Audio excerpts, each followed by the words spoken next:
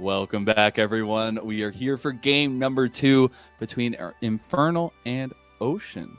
As we saw Infernal be able to take game number 1 pretty handily at the end there, Cubby, as they were able to shut the door on that one. But now they have to switch sides and slam the door from the other way. Honestly, it was a really close game coming through, and I've got to give props to both teams. I feel like Ocean, they were trying to stretch out the map and dodge out of that 4-1, but ultimately it was just too much river control coming out from the Zoe Ezreal. Yeah. Nice rotation coming out from Team Infernal, and once they got the Baron, they slammed the door shut really fast in that game. So here's to see what happens in game 2. I mean, these are both of the 2-0 teams we have here in Scouting Grounds. Feel like that game 1 delivered, and want to see what kind of adjustments we see coming out from each teams as we hop into the next one. Yeah, I'm wondering where we're going to see the differences in the draft. I think that's the most interesting part to me because you had so many picks that were very, very strong in their own rights. I still think that Rodolph was doing just fine on the Kennen, but it just became to that point where you can't deal with the Jax, and it's too strong to deal with by yourself. So maybe we get to see Rodolph pick up something that can deal with a 1v1 matchup in the side versus a very strong split pusher, but you have to think it's about the team holistically and not just these little individual matchups. Yeah, and getting into game 2, we do have the sides being swapped, right? We're now going to have Infernal on the red side, and yeah, I mean, you mentioned how maybe Rodolph's able to pick up something, but I think they're going to save counterpick for Tony Top, right? He loves to play these fighters, these brawlers. Let's give this guy a good matchup because he has been cashing in on that so far throughout Scouting Grounds, but hey, one of the strengths of Rodolph is that he is one of the best weak side top laners that we have in this tournament. I feel like even though Team Ocean ended up going down in that first one, we still saw that play coming out from Rodolph, right? He found the solo kill on the Jax who overextended, ate a couple too many turret shots in that one. So maybe Rodolph ends up going for something like his Ornn. Maybe they try and flex the set throughout draft. It's one of the Rodolph's best champions in the top lane, and possibly see these guys come up with something else. But I mean, on the flip side, Team Infernal, I really like that Zoe Ezreal combo. I feel like they ran it really well. The fact that Shady was on Leona and just left lane for the entire game. I like that comp, and I want to see Team Ocean try and deny that in some sort because it was really good for Team Infernal. TF kind of struggled to find his path in that one, and feel like they need to switch things up here. Yeah, we'll see if they can. And I think something else that I want to look at is how these comps wanted to play in general. You had a little bit of an early game focus by Ocean. They had the Jhin lane where you try and get ahead, you try and get the pressure there, and it just never really worked out for them. I'm wondering if they do swap up to that kind of late game scaling option where they do still have some tools in the early game, but you're more putting the emphasis on the later game team fights, because that's what we saw a little bit of from the side of Infernal. And yes, it didn't get to those big in-game team fights, those 40-minute bangers, but we did get a couple team fights in there, and it still was Inferno who were able to pull out on top. Yeah, I mean, if you really want to change things up, I think you just have to get rid of Shoryu's Ezreal, right? Yeah. Whether you give that to Yon, who is a fantastic Ezreal player in his own right, but I mean, Shoryu, he makes that champion just look different at this level of play, right? All the arcane shifts he had, all the pressure he was putting down with Mystic shots and in lane, and yeah, he did end up having the most deaths on his team in the end, but when you take that damage he was dealing in those fights into account, the fact that like when he was going down, it was like a 4-for-1 for his team. I'll take that, right? I'll take that gold into my pocket. So maybe that's the swap they want to have. But so we dive into picks and bans. Looks like they have a different idea. No Jax going over for Tony Top. Just a little bit of a different idea. No big deal. We do have these bans coming through. Again, Ocean on the blue side, they do take away the Evelynn and that Jax that you mentioned. On the other side, though, NXI's Nidalee gets taken away. Don't want to see that. And the Lucian as well. Lilia is the third ban in the first phase by Ocean. Yeah, they're trying to force the hand here. Infernal, they either have to ban Graves or give it over to NXI and kind of struggle in that jungle matchup, right? Yeah. And instead, we keep on seeing the Samira taken away on the red side. No one's going to be allowed to have that champion. I'm sure you got it earlier and just popped off. And so Graves going to make it through picks and bans and right into the hands of NXI in his comfort once again. Yep, you just got to expect the Graves pick coming out. Oh man, I would love to see this. Yes, it gets locked in. Oh my goodness, this is one of my favorite matchups throughout all of SGC, and we do get to see it in the Scouting Grounds. The first pick of the Jhin for Shoryu, and then they lock in that Kindred. Yeah, so still a lot of high priority coming out for Jhin, just for both teams on the draft, both being first rotated on red side for each of these guys. Not really surprised, but that's the switch up that I want to see, right? give Joey that Leona. We know it's a Yeah. champion that both Shady and Joey really like to play. Joey's looked good on it so far this tournament. This is a swap, and now we have Team Ocean setting up to take some of that river control, get out of lane, pressure the other solo lanes, something that Joey has done very well so far, too. He's been really good about visiting top, helping out Rodoff, helping out Yunbi when the time's right. Yeah, and that's the roaming supports that can play such a pivotal role. That Orianna lock-in is just a little interesting to me. It's a very safe pick, has good matchups into almost anything, but it's not necessarily that like huge early game playmaker. But they're definitely setting themselves up for later game. I mean, if they really wanted to do it, they could set up copy here for Zoe. I know it's not too hot into the Graves Leona, but it's really good. Into Orianna, Syndra is something that's a little bit safer in the mid lane for copy, and there you go. going to take this skill matchup. I expect to see a Camille ban coming out here from Team Ocean, right? Just keep on taking away those fighters that Tony Top loves to play, love to take that lane priority. And I'm kind of curious to see if Infernal, an option that they do have is they could just grab him Ornn on R4. They could deny that as well and then save support counter pick. But since we see the Leona, I think they grab support here, R4, save that top laner, and give Tony Top a good matchup at the top lane because he loves to play fighters, loves to get those counter picks and try and cash him in. And I'm just so interested at the top side. I want to see if we're going to get another like split push potential or some crazy carry from the top side, but we're getting these focused bans at least. This set coming off for Ocean, and then Ashe was the ban away from Infernal. They don't want to deal with that and the setup that it has into the Jhin, and they take away the Ezreal of Yeon. Yeah, so this kind of puts Yeon on, we expect Senna coming out of him. I really like the set ban coming out from Team Ocean, right? Because they could pick set R4 and flex that. It's good into the Leona and also can be played by Tony Top in the top lane. So I like the fact they take that one away here. There's the Camille I was talking about, trying to take away some of those fighters. And, you know, we could just see an Ornn picked up here, right? I feel like it's the path that Team Ocean kind of wants to take in this one. It would be low damage if they paired it with the Senna. So we'll see if they end up going with that. It's what I expect out of Yeon. We'll see what kind of flavor Rodoff wants to pull out. But instead, it could just be Shady's champion coming on through as they already see that Leona. They get that counter. And still ticking to the roaming supports. I would have liked the Bard, although it's it's more of a niche pick. The Rakan giving them setup, giving them engage, and being able to still have that big roaming potential.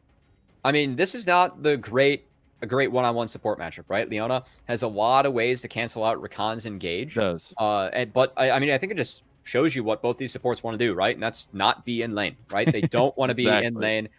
Yeon, I think, teasing the Draven a little bit, but it's going to be the Senna. And this is a champion that Yeon played throughout all of SGC, right? This guy, he has the lowest gold per minute out of all 80 carries in SGC, and a lot of it was because he was playing a lot of fasting Senna. Plays this to great success, and being paired up with the Ornn for Rodoff, I swear I'm running on the same. I'm not ahead. I'm not ahead, and it's gonna be it's gonna be Vladimir here for Tony Top. Big brain analysis, Cubby. It's a big brain analysis. This is a specialty pick coming out from Tony Top. He really likes this matchup. Not surprised at all. We saw it throughout scouting grounds. Yeah, it's gonna be him taking this one, and I like both comps for these teams. I feel like there's a lot of comfort coming on through, and it's just gonna be, you know, can Rodoff get those effective groupings off? Can they wombo combo? As you know, they've kind of assembled what we joke as in collegiate Exodia with this Ornn you're right. coming on through. So we're gonna have to see if Team Ocean can make that one work too.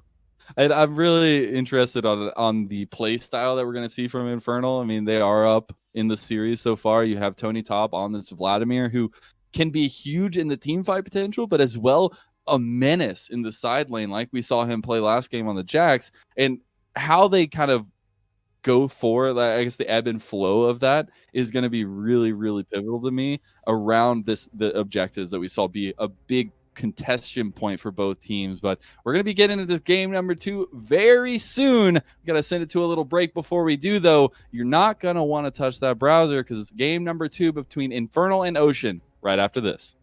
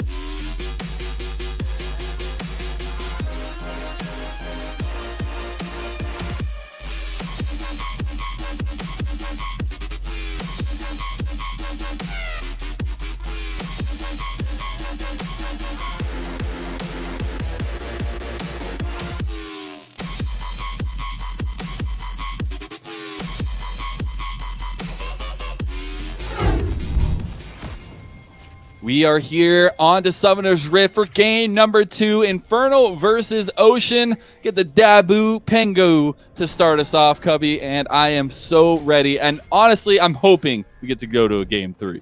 Okay, so level 1, I always like to look out for what the team with Rakan is going to do, right? You can do some really creative things with those grand entrances, and I see a ton of pings coming on through from Team Ocean, or Team Infernal. So it looks like Shady is going to go for some of that cheese, trying to get a catch. There he is, going over the wall. Yep. Not spotted out by Joey, so they can potentially still go for a pick. They know where Joey is. You can see how far back Jan's playing too. Like, he knows that this is a possibility, right?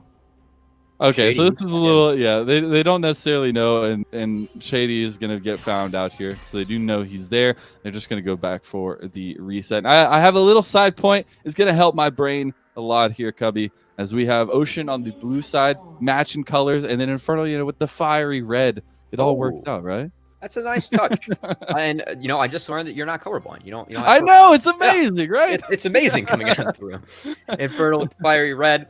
And I really want to kind of keep my eyes. I feel like in the first game, we talked a lot about the mid-jungle duo, just because we feel like these are the 2 strongest mid-jungle duos that we have in this tournament. That was kind of lost in translation just because Tony Top was playing such a volatile matchup in the top lane. But I feel like in this one, it shines through, right? Because this Kindred Graves matchup, this Syndra Orianna matchup, a lot of people argue that these are kind of handshakes, that these are soft counters or skill matchups, and the mid-jungle duos are going to have their chance to show us which one is the one to be feared. I am so ready for this. And it was actually Noun who was the one, or Zoun, sorry, not Noun. Zoun who was the one that really was the big mainstay Kindred, getting those counter picks in there against the Graves throughout SGC. And now we get to see Tomio pick it up, hoping to see a similar performance that we've seen so many times with this combination in this matchup together. But it is very volatile in the fact that either one of these could get ahead, and when they do, they will feel really good. But it's all about those early interactions together, and especially those Kindred marks. Yeah, and we're going to have to keep our eyes on the mark counter. We don't have the fancy LCS graph to track that one, but I'll have to do my best to count to 4. That is the magic number that Tomio is looking for in this one, and gonna have to see if he manages to RNG that first mark, as it seems like both junglers handshaking. And we do have Tomio getting to that bottom side a little bit faster, and I think he's gonna go back, get his Raptors, and contest that top crab. So good tracking coming out from Team Infernal to make sure that Tomio does get that first crab safely, because if Graves is there, it's a chance for both of them to skirmish, and it just kind of comes down to where the lanes are pressuring. Tomio recognizes he has pressure in the top and the mid lane, so gonna take that top crab. Yep, and also the know-how here for the roam up by Shoryu and Shady. Oh, wow. Just trying to it's a bit of a far roam, I feel like, coming for this early in the game, but they get the deep ward up there, so all is well. We might have a fight breakout. NXI, he's going for this crab. He has business. He has no business going for it, right? Vladimir's going to have pressure. Kindred has pressure as Rodolph. He's going on Tony Top. Are they going to try and go Rodolph getting really low up there, but they do pull off, and it will be, could be a big one. It is that mark getting taken though by NXI, so it will be the first denial by the Graves onto the Kindred. So that feels good. At least you're stopping this. Yeah, I mean, the fact that it's not a double crab is big. I'm gonna be honest, I thought that Tomio actually snagged that one away just because he did have so much pressure coming on through. That could be really big. Yeah, but NXI manages to snag that one. You can see his pathing now. He knows that Tomio is going for that bot one, so just going to trade out Krugs. Joey's going to word because you know that he's on the bot side of the map. It's very close, and very much appreciate the fact that, both junglers doing a very effective job of pathing around this early. Showing some experience and some poise here, as it's a game. I wouldn't say it's a bunch of pressure. It's not like it's Saturday quite yet, but hey, 2 best teams going up against each other. You got to figure these guys, they want this one a little bit more than the other so far. Yeah. Some bragging points up for grabs here to continue undefeated, I'm sure, as, these players are very invested into this. You see all the work going in throughout the week.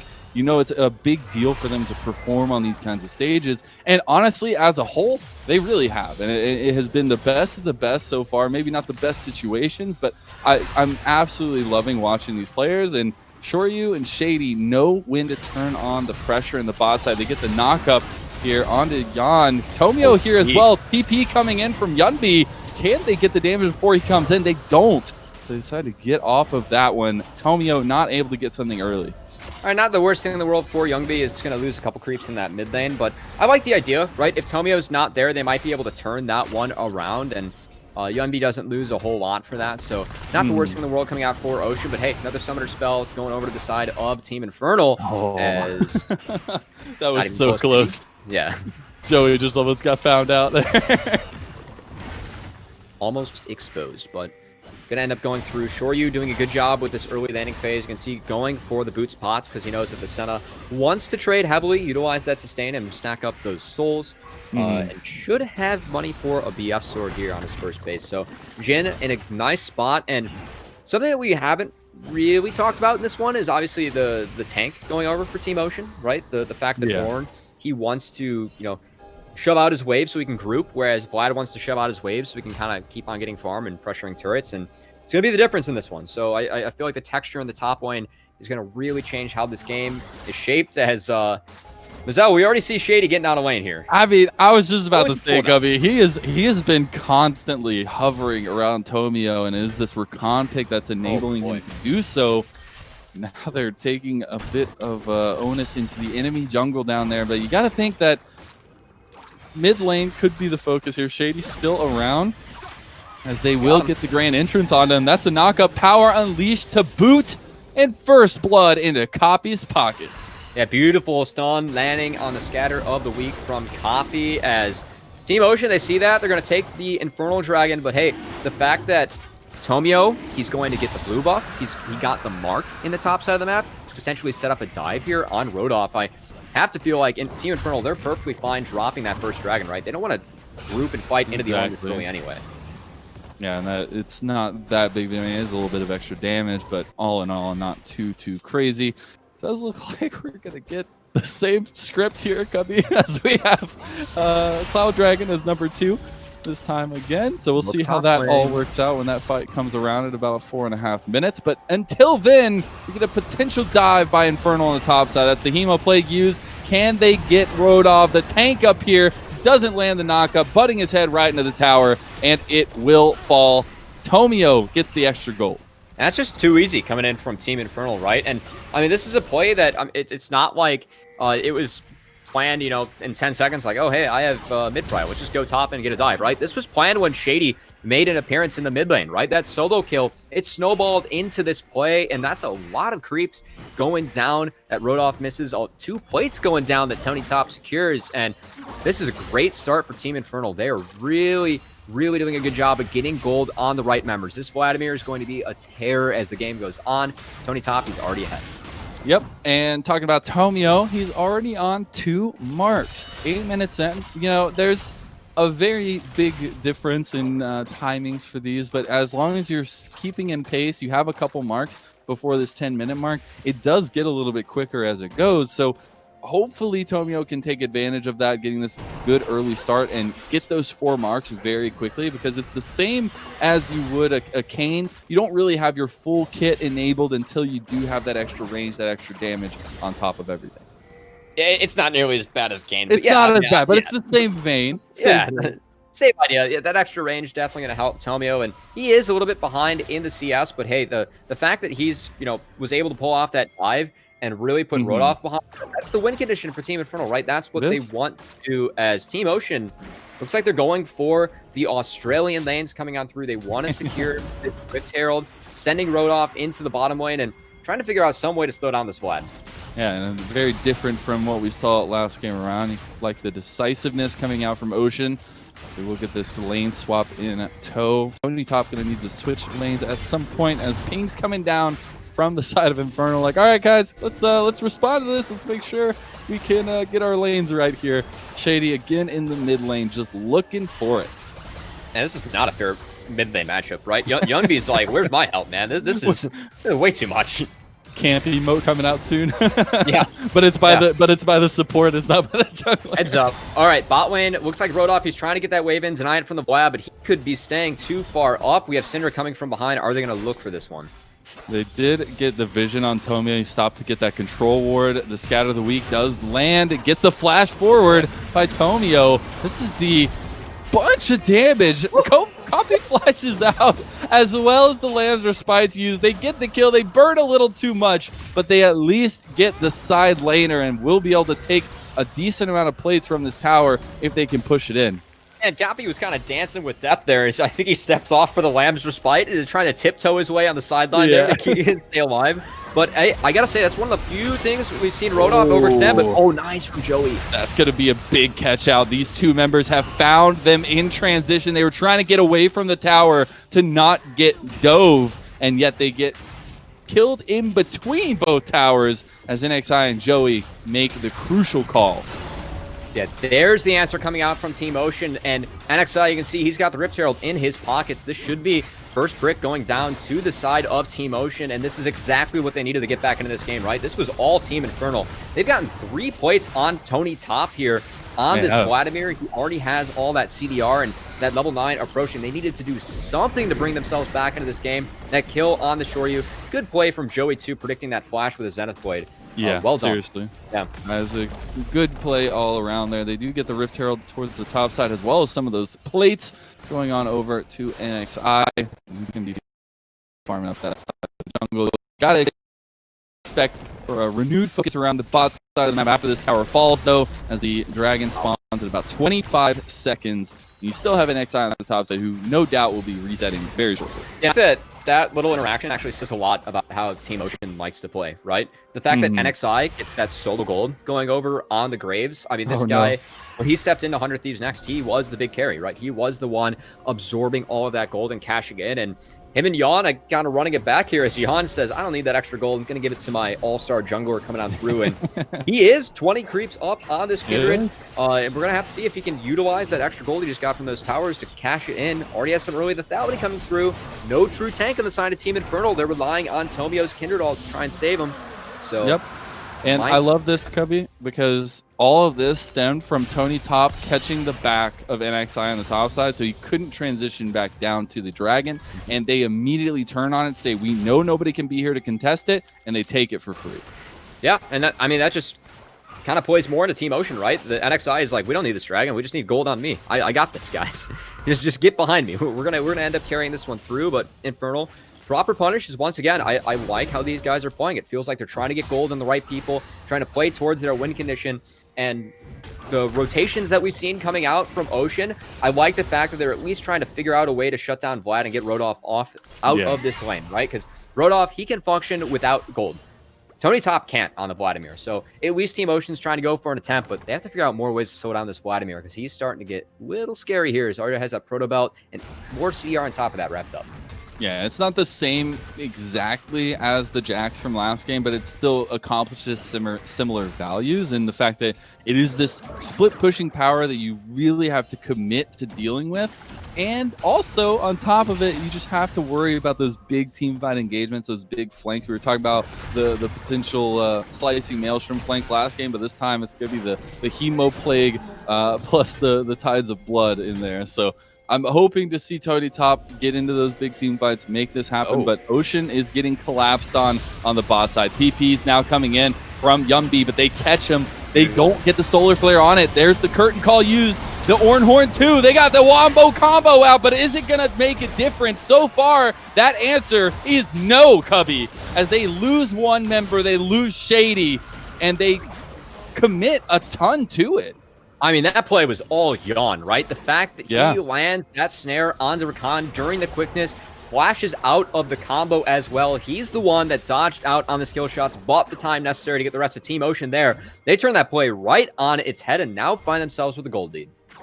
They do, taking control of the game just by a little bit, not too crazy, only 14 minutes and 30 seconds in just about.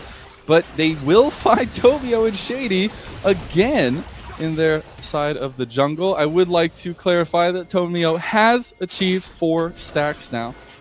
So does have that extra range, does have that extra damage, but this red buff is going to be very contested here, and it is NXI who steals it. They get the collapse. That's a huge scatter of the week, all set up by Copy, and Joey sacrifices his life to make sure that everybody else can get out.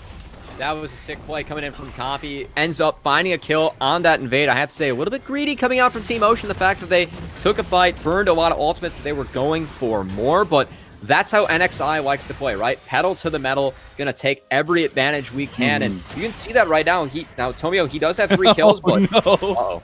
Copy a flash. That's one of those situations like, please don't hit that. Oh no, you hit that. Oh no, I gotta run away. I gotta get away from this. I feel like Copy could flash Alt Q and kill Yon. He doesn't have sums right now, but he's fishing for the stun instead.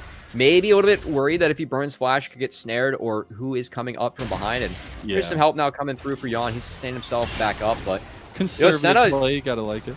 Yeah, Senna's squishy, right? Like she's a very squishy champion coming on through. So this Syndra, Copy's gonna be trying to pick her off, and he does have a lot of the gold on his team with completed Luden's Echo doing a lot of damage at this point in the game.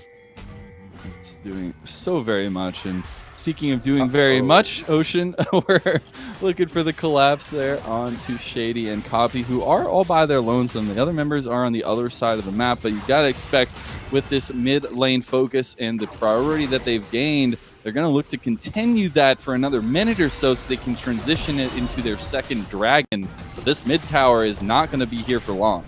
And this is what Team Ocean wants to do, right? They want to get Rodolph grouped up with the team, try and take objectives with him and not lose too much in the side lane, right? So looking at the side lanes, we do have a wave crashed in the top lane by Copy. Gunby's going to be able to clean that one up. That wave in the bot lane doesn't make it to the tower, so it's exactly what Team Ocean are looking for, right?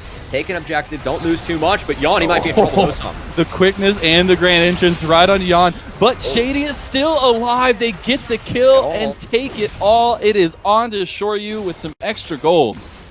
Yeah, and that's the tug and pull that we're going to see in this game, right? They know that Rodolph has to go bot to pick up that wave. They know that Yunbi has to go top to pick up the wave. So Shady pulling the trigger at the right time. And I have to say, I've been really impressed with Shady and his play throughout this event, right? I know that walking in, a lot of us felt like support wasn't the strongest role that we saw here at Scouting Grounds, but Shady's trying to prove that wrong. He has been doing really well getting out of lane and really making some highlight plays for himself. As a TP comes in, they have to save Tomio.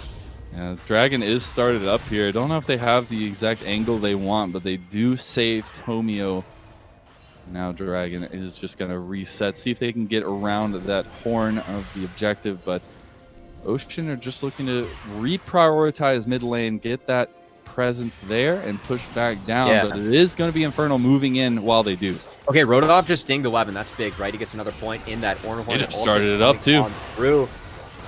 Oh, man. Yeah, here we go. Ornhorn. Yep, Ornhorn comes in. They get the knockup. That's everything onto Copy. He's down. The Dragon's still alive, doing work. Tony Top goes into his blood pool, getting a lot of healing back, but he goes down as well, and that's a double kill to NXI, and the Dragon freely given. Copy, you had to flash that, man. And once you get knocked up by that Ornhorn, there is no escaping the CC chain that we have coming out from Team Ocean. Rodolph presses R, gets the party started. That fight is all Ocean. That's exactly what Ocean wants to do, right? And I felt like at Infernal, you know, they might have been able to win that fight because Tony Top, he had a level advantage. Copy had a level advantage. But when your one member goes down that fast, no coming back from that. Yeah. And you can try and say, like, maybe they could have gone for that Dragon, but the fight was so centered around them that you just couldn't really do that without just getting bursted down. And I think it's really hard in those kinds of situations to decide to pull off, and I think they just got caught up a little bit in the moment, and especially Copy still having that flash. I mean, that's huge. You flash out of that fight changes completely because you are able to use your abilities. Now, Yumbi, not able to use his abilities, is going to get the grand entrance plus quickness used onto him. Cannot get everything he wanted. He tried to get the kill back, but he's still going to go down. Going to go down the Shady's Ignite, so gold, I guess, on the wrong member there, but still, Shady, another great play coming out as he manages to catch someone in the side lane. I mean, this guy feels like every play is being made off the back of the support of Team Infernal. And I gotta say, player feature buff coming on through pretty big today. Go check that out on Outcast Official. He's looking good. Yeah, you seriously got to appreciate those nice little bits of information that we do get about these players. And if you haven't checked it out, definitely go do so as Tony Top gets the Solar Flare used on top of flashing forward. He just blood pulls out of it. Joey, I know you really wanted that, but it is still a Vladimir. Yeah, once that Solar Flare doesn't connect, he's going to stroll on out as we see. But hey, at least they're able to, I guess, open up some pressure for Rodolph. And they didn't even get a flash there as he's going to flash. NXI. The action doesn't stop. Yeah. NXI knows that he was in trouble, right? He saw Shady and Tony Top rotating through, so I actually like the early flash coming out from him because the Storm Razor, though, is now on the Kindred, so that's actually, you know, pretty good utility coming out for him. And no down to Kindred, now at 4 marks, right? So that increased range coming on through. Big time for the Kindred, and gonna look to stack up another 3 more to get that other buff on her passive. Yeah, and definitely going or optimizing for the damage that Kindred can do, especially with this kind of double damage build already with the first 2 items. And I think you have a good choice to go that way. The only thing I'm worried about is with all this action, with all of the attention you've been putting to the lanes, the CS differential is kind of getting away from Tomi. A little bit. This is also what we expect out of NXI. And also, when you look at the CS around the map, like, it's still okay, right? Like, Shoryu's up. Yeah. The Vladimir's up. That's a really important one, right? You want to put gold on that Vladimir. Make sure that he's the one who is doing all the damage in these fights. But Infernal, in the meantime, looks like they're trying to control the spot side of the map, which is great. But the fact that Dragon's not up, you can see Team Ocean actually is staying very disciplined. Yunbi is scouting everything out with that command attack, with that ball, and no picks coming on through. So just due to the fact that objective's not up, Team Infernal putting a lot of resources in there for no gain. Gonna have to reset, pick up that wave in the top lane, try and find that control again. And I feel like that's something we've been seeing a lot here, at least in this series, where they're setting up for these objectives super early. I mean, like 3 to 4 minutes earlier, and then they come back right around the time. And it's been a give and take from both sides so far, where we've been seeing it from Ocean and Infernal. But it's been really interesting at how early they've been trying to set up around these dragons, trying to get that vision down, and then changing their focus for a little bit longer and refocusing. I feel like it's just kind of off the back of Shady, right? I mean, this guy doesn't really seem to care about XP. He just wants to be... He does not. Yeah, he just wants to clear out vision, find a pocket, make a play, right? That's pretty much his flow chart going through on this game, and it's cashed in so far, right? Just spending in 4 out of the 6 kills. Feels like a lot of things are happening off of Shady's back once he procs that quickness. But have that death cap now in his pocket, so this wide nightmare for the rest of the game.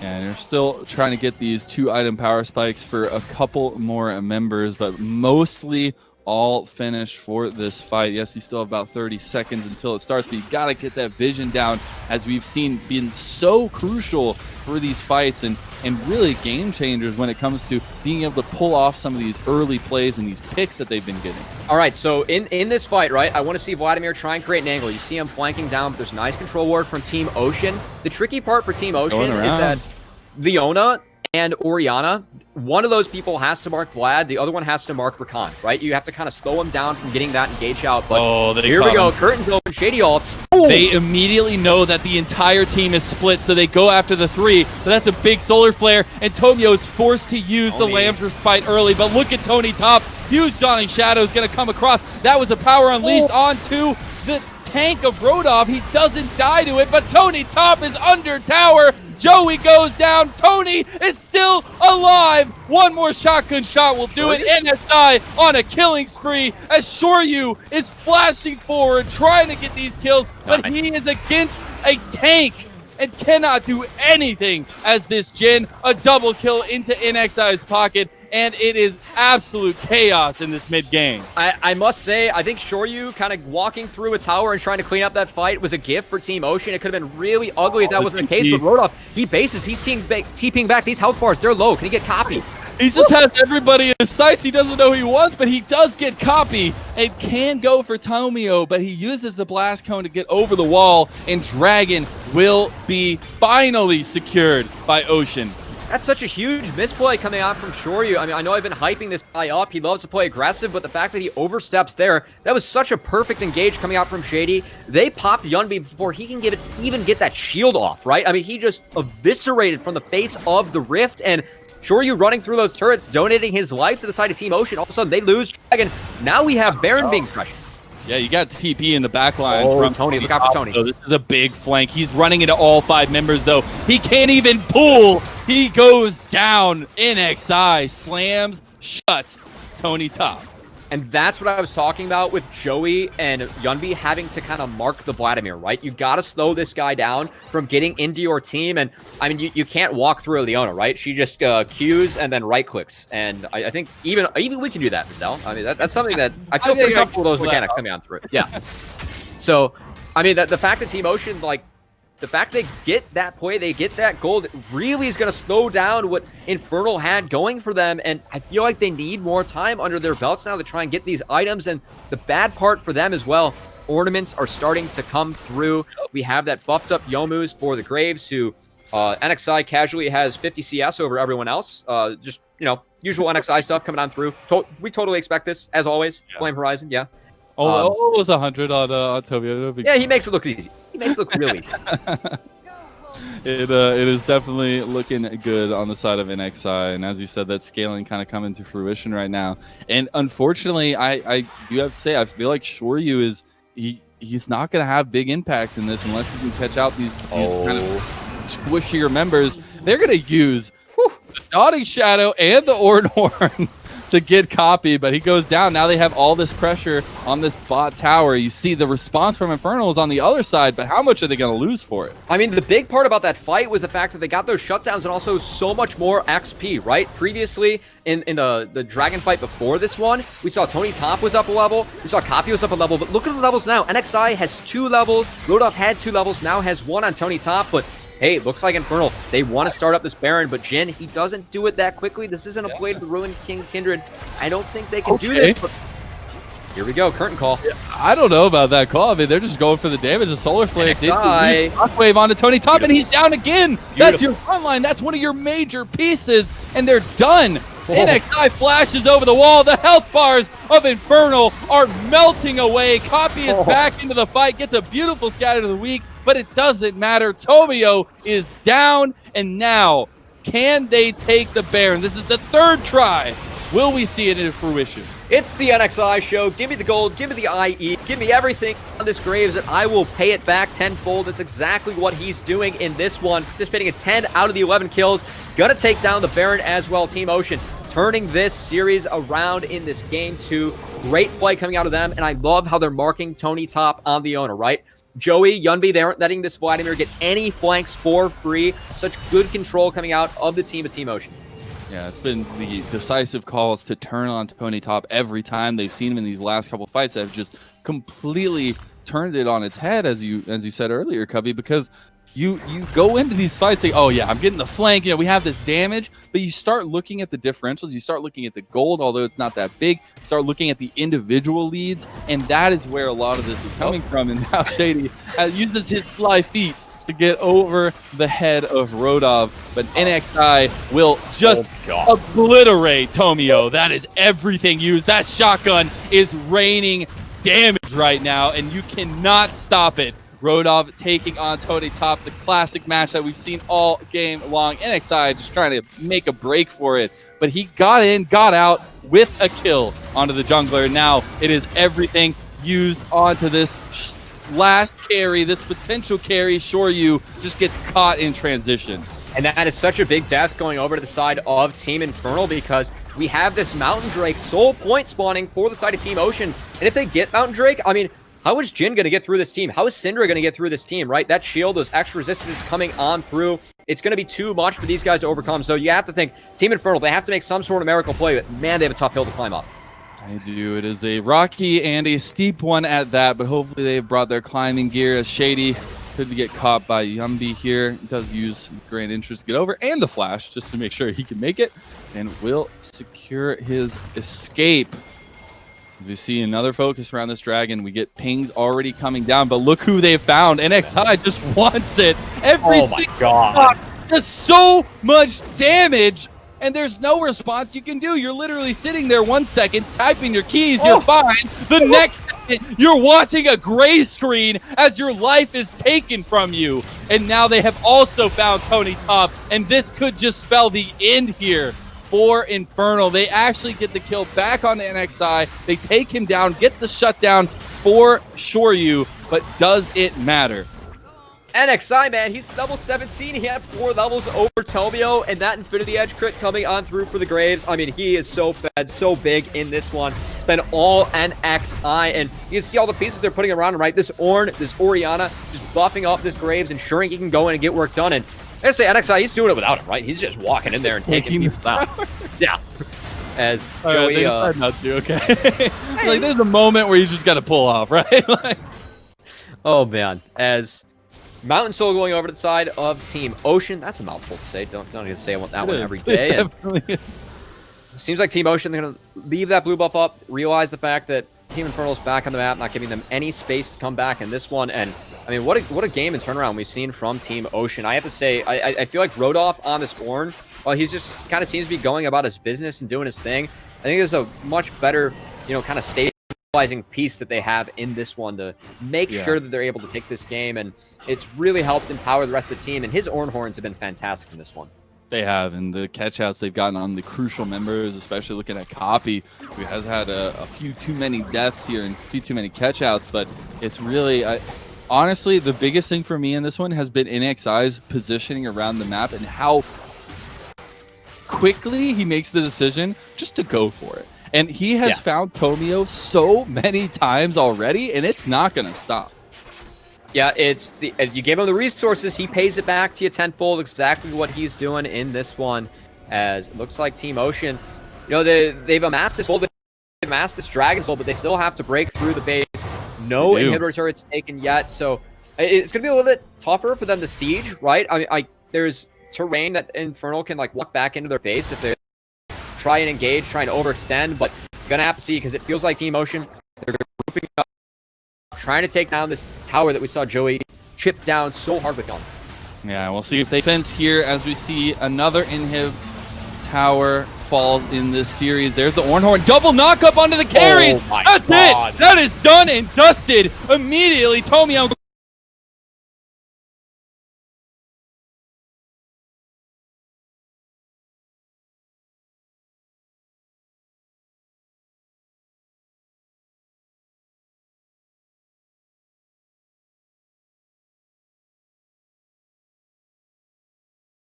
Undefeated series between these two clashing titans all the way to the finish. Couple last shots on the Nexus, and that'll do it. Cubby, we're going to game 3. Going to game 3 off of NXI. It's a good thing he's got a double barrel shotgun because he had one shot for the two members of Team Infernal that he just one shot off the map as that game wrapping on up. Good play coming out from Team Ocean, and I love the different looks coming out from them in this one. I felt like Ornn was a great center piece. Yawn on the center. I mean, we saw him quietly just go about his business, really keep things together, and just allow for NXI to go to work in the jungle. That guy is insane.